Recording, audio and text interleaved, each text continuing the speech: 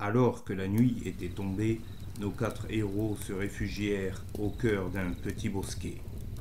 Dans l'intimité d'un feu de bois allumé à la hâte, ils s'endormirent pour reprendre des forces. Le lendemain, ils seraient prêts pour aller se diriger vers la ville en quête de nouvelles aventures.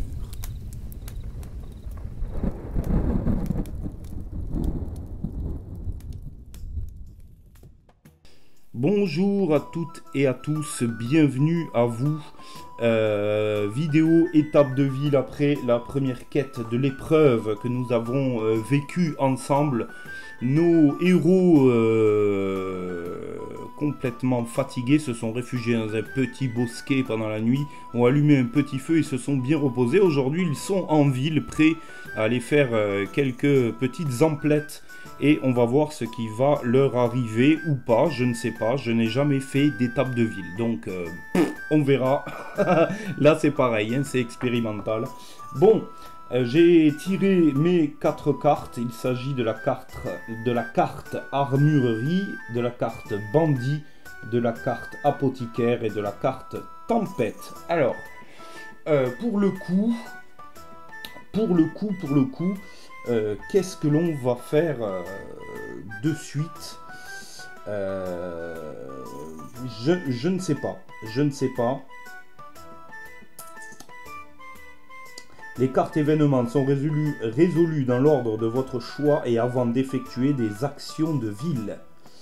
D'accord, les cartes événements sont résolues dans l'ordre de votre choix et avant d'effectuer des actions de ville. D'accord. Donc ça, c'est fait. Je viens de lire ça en rouge, les amis. Donc on va commencer par la tempête. C'est parti. Alors, le vent se lève, une pluie battante inonde les rues pavées et les citoyens se réfugient à l'abri. Des éclairs percent le ciel et vous commencez à grelotter.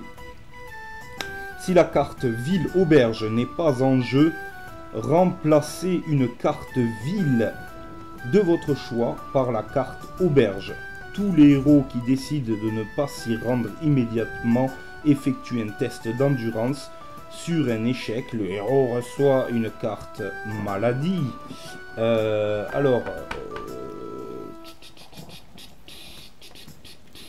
Une carte ville. Qu'est-ce que c'est? C'est une carte étape de ville, c'est ça? Ouais. Moi qui avais pioché l'armurerie, l'apothicaire, je suis un petit peu dubitatif. On va tenter notre endurance, les amis. On va rester sous la pluie, c'est pas grave. On va voir ce que ça nous ça va nous jouer. Alors l'endurance, on va commencer par notre ami l'elfe qui fait un crâne, qui fait un petit crâne. Donc lui résiste au froid, il n'y a pas de problème. L'endurance chez le magicien, alors lui par contre c'est une toute autre histoire. Ah, il fait un bouclier. Il fait un bouclier. Hop, mince, oui, voilà, vous l'avez vu, c'est un petit bouclier. Il résiste aussi. Ah, ça fait 2 sur 4 déjà qui résiste à la pluie. C'est fantastique. Et cet arbre qui ne veut pas tenir, qui est dissident. Le barbare qui doit réaliser certainement un crâne également. Ah, il fait un crâne également. Putain, pour l'instant, c'est super. Et la guerrière en endurance, elle doit faire un bouclier à son tour. Et le dé vient de tomber au sol. Bien sûr, j'irai le chercher après, parce que là, franchement, ça va être difficile. Alors, et je fais un bouclier. Alors, attendez, et c'est quand même extraordinaire. Hein, claque, bouclier. Donc, tous les 4 résistent à la tempête. Ouh là là. Alors ça, les amis, c'est fort de café. Donc cette petite carte tempête, je la remets sous le tas d'étapes de ville. Et ça, c'est fait. Alors, la tempête est passée. C'est terminé. Nous avons donc une carte bandit. Alors, au détour d'une ruelle sombre, un groupe de brigands vous assaille. Vous avez le choix. Alors, groupe de brigands. On va mettre ça. Bon voilà, ils sont mal tombés les brigands parce que ils sont sur des groupes de héros un peu dissidents. Et le barbare est un bel abruti. Et tous les arbres... tous les arbres... Écoutez, on va faire autrement. On va faire autrement parce que là, c'est pas possible. C'est un magasin de porcelaine. Voilà, on va mettre les brigands devant. Devant, c'est pas terrible. Hein. Devant, c'est pas terrible. On va mettre les brigands ainsi. Histoire que on voit qu'ils se sont incrustés dans la scène, n'est-ce pas? Voilà, je remets l'arbre. Donc, vous avez le choix. Payer, lancer un dé ordinaire et multiplier par 100 le résultat. Si vous payez cette somme en pièces d'or, défaussez cette carte, sinon résolvez combattre. Combattre, placez autant de monstres éclaireurs que le nombre de héros plus 2. Placez les figurines des éclaireurs normalement et le héros au centre. Et les héros au centre. Dans la grande pièce centrale du plateau de jeu, d'accord. Cette pièce n'a pas d'issue et représente juste une ruelle. Alors, ce qu'on va faire, c'est que je vais monter un petit décor rapide. Je vous reprends et on va d'ores et déjà se foutre sur la gueule avec des brigands. C'est parti. Voilà, on se retrouve dans cette petite ruelle où des malandrins sont en train de prendre à partie nos 4 héros. Des malandrins avec le chef des brigands qui est ici. Une espèce de petite créature qui n'attend qu'une chose, c'est de ramasser les pièces d'or tombées au cours du combat. Voilà, on va commencer de suite. Alors, petite question, qui commence le combat? Je ne sais pas du tout. Est-ce que nos héros ont recouvert tous leurs points de vie? Je ne sais pas du tout. Donc je vais considérer que les héros ont... Je vais mettre celui-là, on verra mieux. Voilà. Les héros ont recouvert leurs points de vie. Et puis on va tirer un des 6. On va tirer un des 6. Et on va voir qui commence. Qui commence? Le brigand, le brigand. Alors sur 1, 2, 3, c'est les héros qui frappent en premier. Sur 4, 5, 6, ce sont les brigands qui frappent en premier. Alors j'ai mis cette 6e figurine hein, pour l'immersion, bien sûr, parce que les autres ne sont pas peints. Donc bon, je mets juste ça pour l'immersion, c'est pas bien grave. Allez, c'est parti. 1, 2, 3, les héros. 4, 5, 6, les brigands.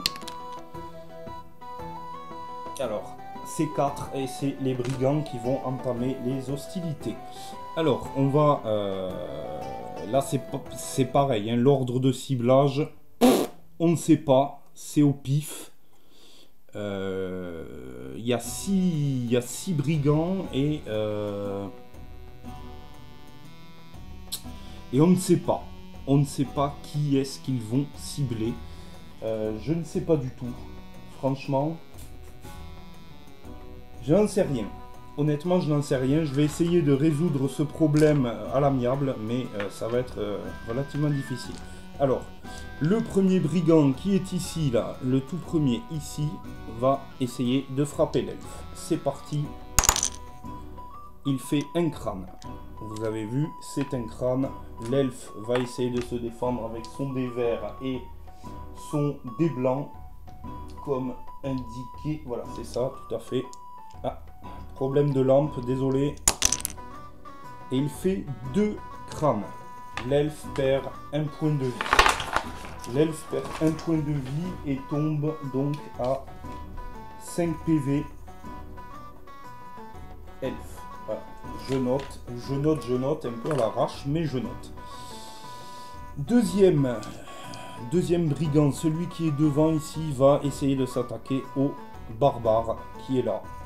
Alors Gravaillon m'expliquera s'il veut bien précisément comment ces cartes se résolvent dans l'ordre au niveau de la piste de ciblage. Etc. Je ne sais pas du tout qui cible quoi, qui commence qui, je sais pas. Alors là j'improvise pour le coup, On verra la prochaine fois. C'est parti. Alors, vous avez vu qu'il ne fait rien du tout. Hop, il ne fait rien, il a fait un bouclier. Celui-ci ne fait rien. On va passer à celui-là qui frappe toujours le barbare. C'est le plus costaud, donc il va prendre sur la gueule. Un crâne. Un crâne.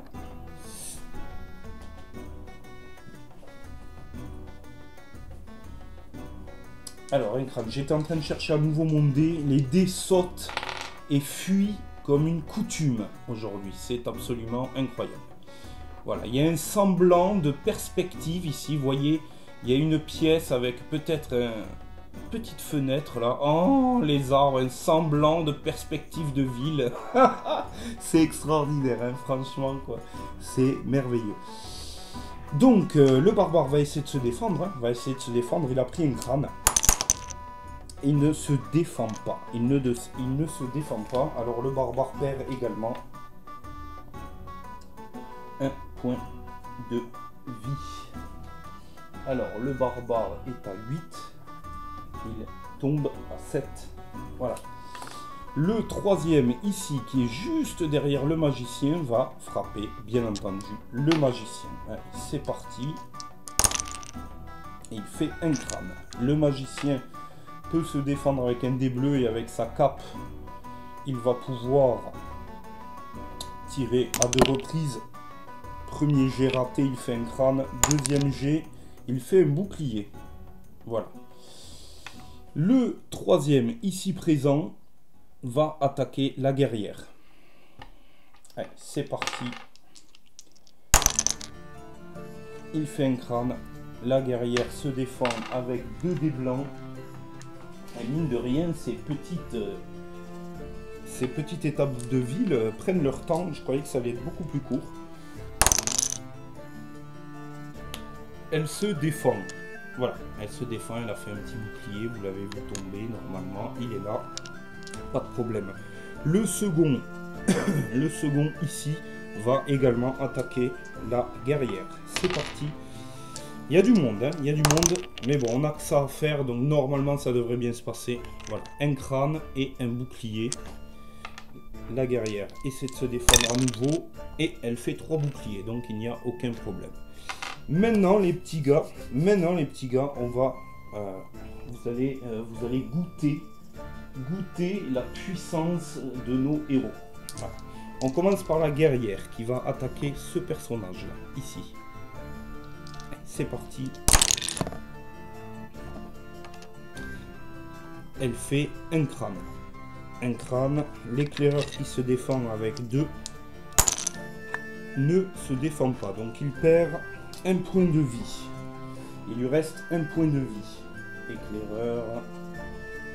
Éclaireur.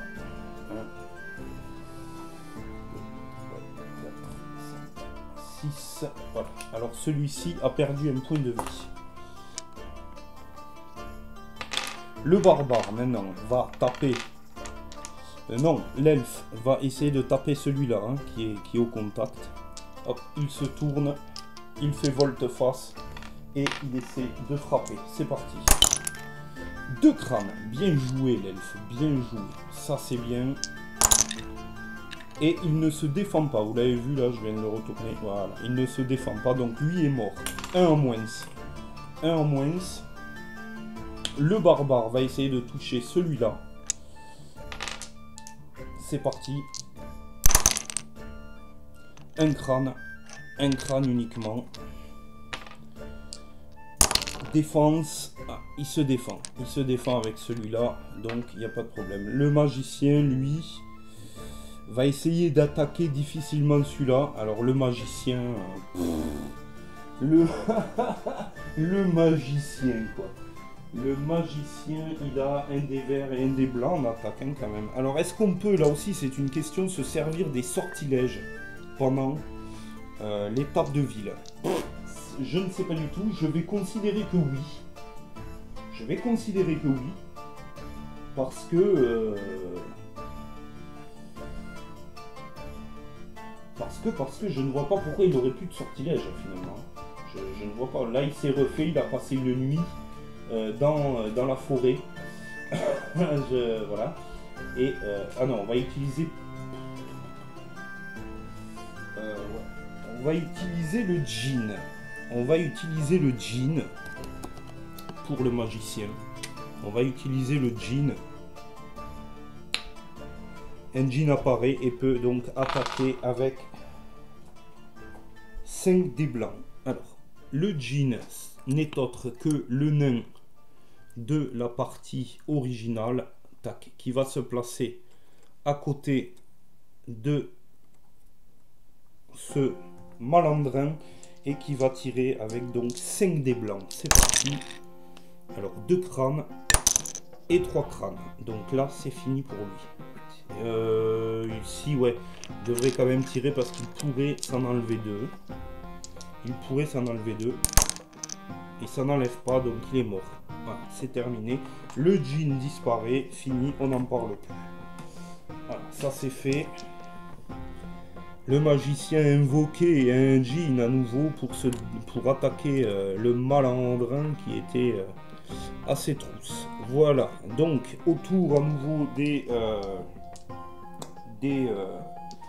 méchants qui vont attaquer. Alors des brigands, voilà, plus exactement. Alors le premier attaque la guerrière, c'est parti.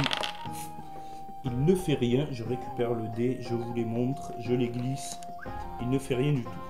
Celui-ci ne fait rien du tout. Celui-ci se déplace, tac, et va voir l'elfe et essaie de l'attaquer. Alors là j'improvise, hein, je n'ai pas de règles précises concernant ces étapes de ville. Donc j'improvise. On le fait comme ça, Gravaillon me corrigera. C'est parti. Il fait 2 crânes. 2 crânes contre l'elfe. Ce qui est pas mal du tout. L'elfe va essayer de se défendre. Il fait un bouclier. Un bouclier. Donc il perd à nouveau un point de vie. Il se retrouve à 4 points de vie, l'elfe. Celui-ci attaque le barbare. C'est parti.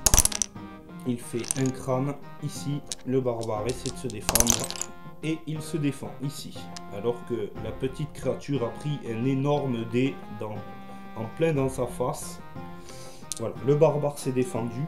Celui-ci attaque à nouveau le barbare, c'est parti. Un crâne ici. Le barbare essaie à nouveau de se défendre alors que la porte petit à petit rentre. Et le barbare se défend avec celui-ci. C'est un bouclier, donc il n'y a pas de problème. Allez, autour des héros, la guerrière. Allez, la guerrière, faut que tu dérouilles là parce que elle fait rien du tout. Alors, j'ai utilisé un point d'esprit parce que ça ne va pas. La guerrière a 4 points d'esprit, elle n'en a plus que 3. Voilà. C'est parti. Voilà qui est mieux, 2 crânes. Utiliser un point d'esprit pour retirer mes dés parce que là elle le fait exprès. Celui-là est cassé, hop, voilà. Donc elle a fait 2 crânes, il ne se défend pas et il s'en va. Voilà, ça c'est fait. L'elfe attaque le brigand qui est devant lui. Hop, c'est parti, il ne fait rien du tout. Je vais utiliser un point d'esprit pour en finir parce que les étapes de ville ne sont pas finis, donc lui aussi tombe à 3, il retire ses dés d'attaque. Attendez, qu'est-ce que j'ai fait? Attaque de base blanc, c'est ça. Hop. Il fait un crâne. Voyons voir si l'autre se défend. Il ne se défend pas et il tombe à 1. Désolé, c'est des problèmes techniques avec ma lampe. Je vais finir par la jeter par la fenêtre et peut-être elle éclairera mieux. Alors, on a un éclaireur qui lui reste 1 point. On a 2 éclaireurs à qui il reste 1 point. Voilà. Celui-ci lui reste toujours 2 points. Et c'est le barbare qui va tenter de s'en occuper maintenant. 3 crânes. C'est joli. Et voilà, c'est fini. Lui est mort. Voilà. Ça, c'est fait. Le magicien va tenter de taper celui-ci, cette fois-ci peut-être à main nue, parce que voilà. Alors un dé, attendez 2 secondes, un dé vert et un dé blanc, c'est parti. peut-être avec beaucoup de chance. Alors, un crâne, 2 crânes. Celui-ci est tombé pile poil au bord de la dalle. Il n'était pas cassé. Putain. 2 crânes, le magicien. 2 crânes. Et voilà, c'est fini. Lui est mort. Voilà la première victime du magicien. C'est quand même très fort. Autour de lui d'attaquer l'elfe une fois de plus. Allez, c'est parti. Avec... Ah non, il a un dé noir et un dé blanc. Excusez-moi, on reprend. Il fait un crâne. L'elfe se défend avec un dé vert et un dé blanc. Et il ne se défend pas. Il tombe. Il tombe à 3 points de vie. Par contre, maintenant, l'elfe peut attaquer. L'elfe peut attaquer normalement. Il n'y a pas de problème. Allez, c'est parti. 2 crânes, ce qui est particulièrement bien joué. Et l'éclaireur ne se défend pas. Voilà, il fait 2 crânes. Alors, en sachant qu'il ne lui restait que 1 point de vie dans tous les cas. Donc c'est terminé pour lui. Voilà pour cette étape ville. Pour cette étape ruelle et bandit. Alors voilà, je l'ai mené comme ça. Comme dit, hein, je ne sais pas comment il fallait la mener au niveau de l'ordre de ciblage, de l'ordre de ciblage et des initiatives également. Donc voilà. Ok, donc maintenant que on est passé à travers une tempête, qu'on est passé à travers un cartel de bandits, on va enfin pouvoir aller faire nos petites bricoles en ville. C'est parti, alors que on va aller se diriger vers l'armurerie dans l'immédiat et je vous retrouve. C'est parti, tout le monde se dirige vers l'armurerie, il y a une porte ici. Ils sont bien contents. Lui, il n'a rien ramassé du tout. Lui, c'est le guignol. C'est le guignol. Il est là. C'est une espèce de petite créature des cités qui se cache dans les égouts, les poubelles, les caisses et qui sort quand il y a des conflits pour ramasser les restes, comme un lâche. Voilà, nos 4 héros se dirigent donc vers l'armurerie. C'est parti.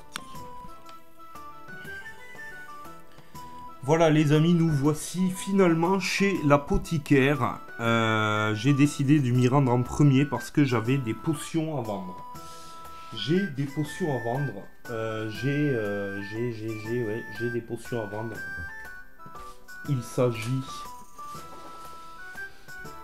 Il s'agit du flacon d'acide et du contrepoison.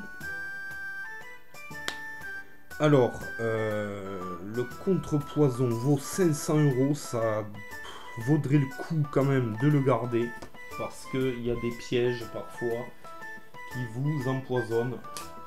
Par contre, le flacon d'acide que nous avions conservé dans notre quête vaut 175 pièces d'or.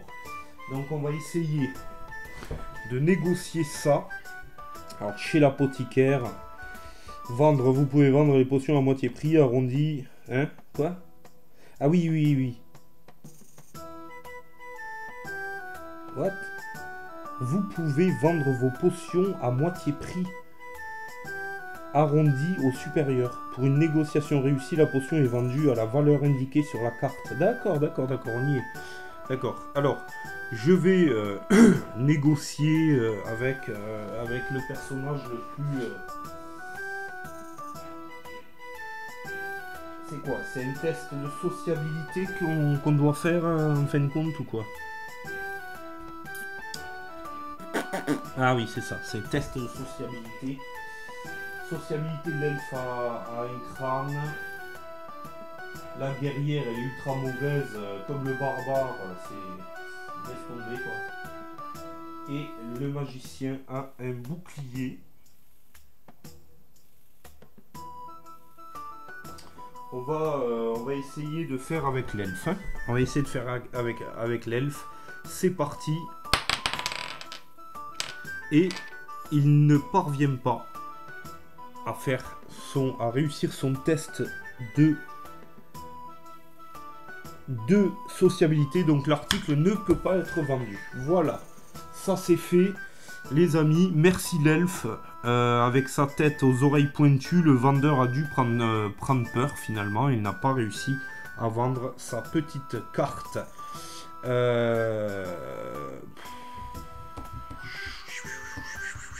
Du coup, on va aller à l'armurerie. C'est parti. Nous voici dans l'armurerie, les amis. Les vrais mobiliers sont placés. Et voici, je vais tirer 1, 2, 3, 4, 5 cartes armure. Et on va regarder ce que l'on a. Donc, nous avons un bouclier. Nous avons une cotte de maille. Elle est bien trop chère. Nous avons un pourpoint de cuir. Nous avons un bouclier de fortune. Et nous avons un bouclier en bois. Alors, le bouclier de bois. Le bouclier de bois doit être équipé dans une main libre et ne peut donc être équipé. Voilà. Donc le bouclier du bois va peut-être nous intéresser vu que j'ai 290 PO. Le bouclier normal, 350, ce qui ferait 175 pièces d'or si j'arrivais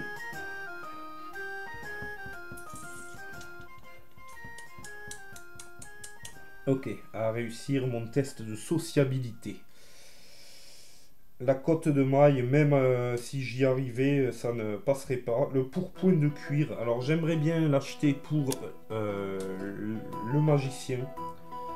Le pourpoint de cuir avec mes 290 pièces d'or. Donc, on va tester le pourpoint de cuir. On va tenter le pourpoint de cuir. Et après, on tentera le bouclier si c'est un échec. Je vais essayer de faire baisser le prix de moitié pour pouvoir l'acheter. C'est parti.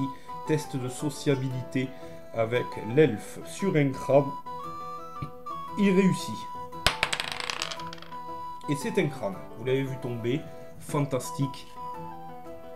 Le petit pourpoint est à nous. Et je vais le donner directement et de suite. Vous savez à qui? Au magicien, bien entendu. Voilà. Il y a donc un pourpoint de cuir et une cape.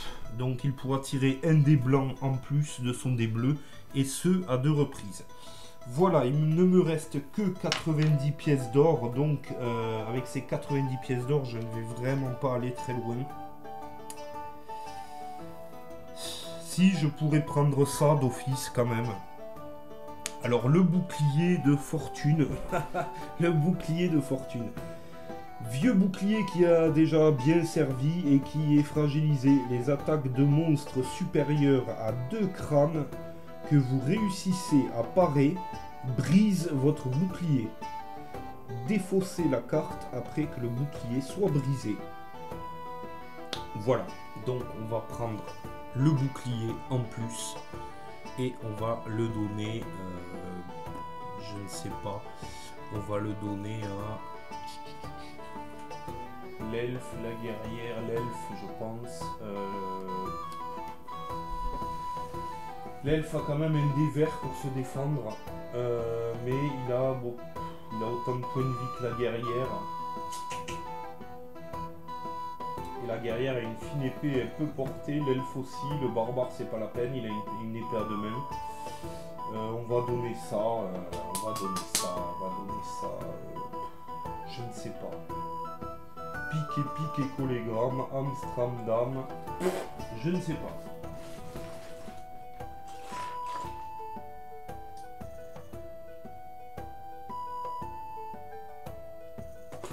Je sais pas. On va le donner à la guerrière.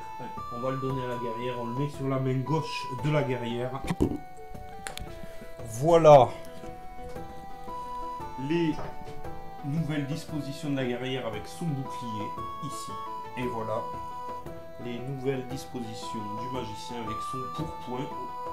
Sa cape est par-dessus. Pour le coup, voilà, donc le barbare n'a rien récupéré, l'elfe non plus. L'elfe a déjà un pourpoint, donc bon, on verra au cours de la quête. au cours de la quête qui va suivre dans quelques temps, que je vais vous mettre en ligne le plus tôt possible. On verra comment ça se passe.